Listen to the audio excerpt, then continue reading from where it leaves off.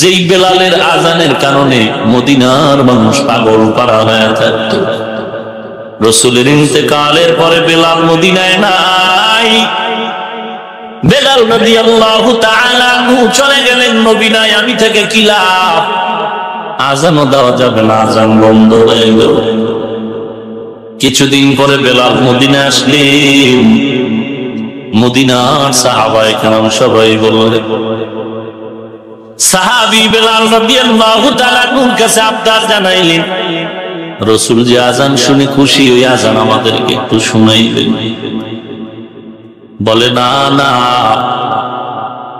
আজানটা যেই নবীর জন্য দিয়েছি, ওই নবী না থাকলে আমি আজান দিতে চাই না। যেই বেলাল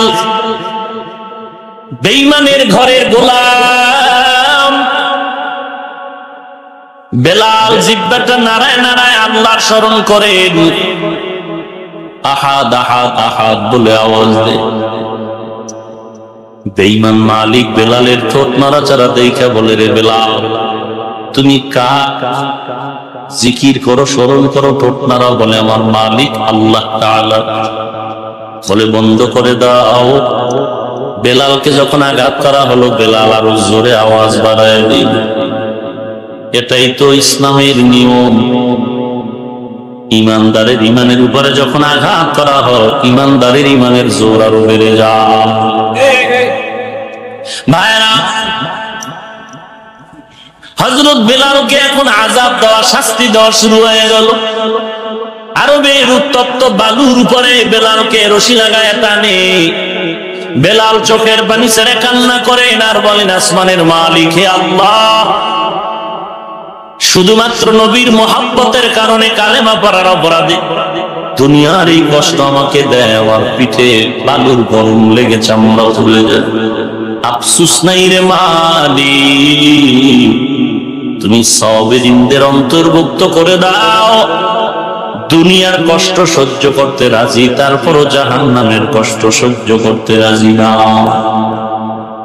এমন একজন নবী, এমন একজন সাহাবী, এমন একজন মুমিন মুত্তাকি বুজুর্গ নাই যারা মৃত্যু পর্যন্ত জাহান্নামের ভয়ে কান্না করেন নাই। এমন কেউ নাই। অথচ আজ ময়দানে কান্নার আওয়াজ নাই, বরং কান্নার বিপরীত আওয়াজ। আমরা শ্রোতাবৃন্দ যারা আছি, আমরাও কান্না তেমন পছন্দ করি না, বরং যার বয়ানের ভিতরে আনন্দ, উল্লাস আর হাসি আছে, তার দিকে আমরা বেশি আকৃষ্ট হয়ে আছি। এখানেও লোক সমাগমের অভাব নাই, হাসির প্যান্ডেল লোকের সমাগমের অভাব নেই। কপাল বন্ধ হয়ে যাচ্ছে রে মুমিন মুসলমান। কয়দিন আর দুনিয়ার এই রং তামাশা বাহাদুরি কিছুই না। আল মালু ওয়াল বানুন জিনাতুল হায়াতিদ দুনিয়া ওয়াল বাকিয়াতুস সালিহাত ইনদা রাব্বিকা সাওয়াবা ওয়া খায়রুন আমালা। দুনিয়ার সম্পদ আর সন্তান, এটা দুনিয়া মাত্র সৌন্দর্য, বিউটি পার্লার। এরে আল্লাহর গোলাম,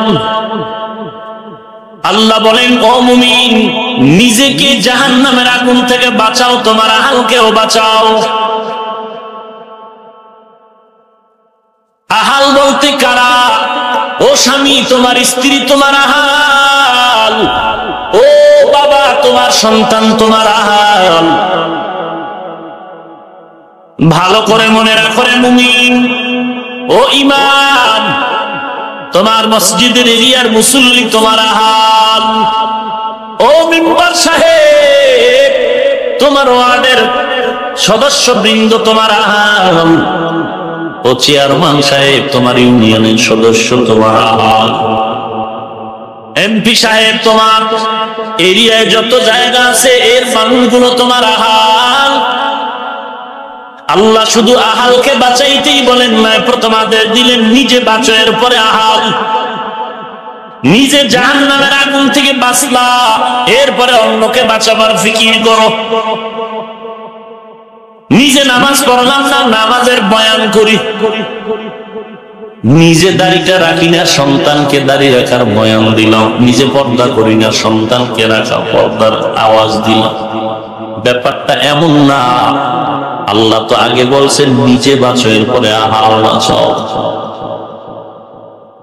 নিজে আগে বাঁচো, এরপরে আহাল বাঁচাও।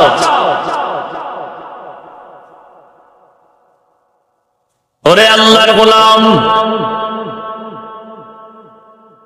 এক নম্বরে খেয়াল রাখতে হবে আমি কি জাহান্নামের আগুন থেকে বাঁচতে পারলাম কিনা, এরপরে আহালের চিন্তা।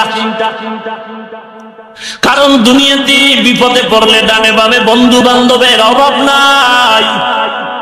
হাসরের ময়দানে কোন বিপদে পড়লে কেউ কারো না। আবার দুনিয়াতেই কত প্রমাণ দেখা যায়, স্বার্থের টানে সবাই কাছে আছে, স্বার্থে আঘাত লাগলে কেউ নাই। এমনকি সন্তানের বিপদে মাও থাকে না, বাবাও থাকে না। এরকম ঘটনা বাংলাদেশে হয়েছে। বিপদে পড়ার কারণে সন্তানের অবস্থায় বিপদ আসলো, মা বলে সন্তান আমার না, বাবা বলে সন্তান আমার না। এরে নবীর উম্মতের দল, আজ বড় দুঃখ, প্রত্যেকটা ওয়াজ মাহফিলে যুবকের ঢল, যুবকের ঢল। কিন্তু এই যুবকরা ভিন্ন দিকে প্রবাহিত হচ্ছে। এর পেছনে কারণটা কি? আজকে ফরিদগঞ্জ বাস স্ট্যান্ডে বিশাল মাহফিলের আয়োজন, যেখানে বসলে চুপচাপ বসে থাকলেও সওয়াব হবে না হবে না।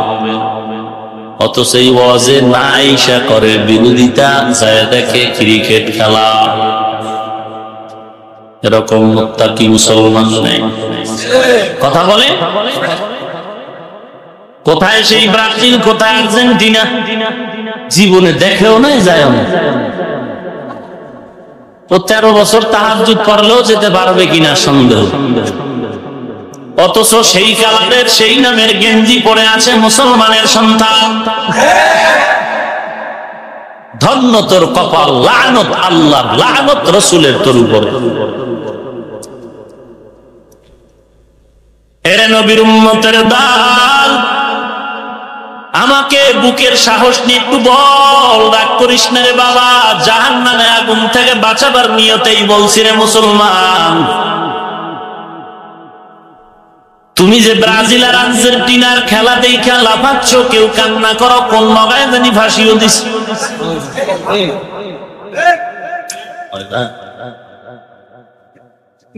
ফাঁসি দিছে।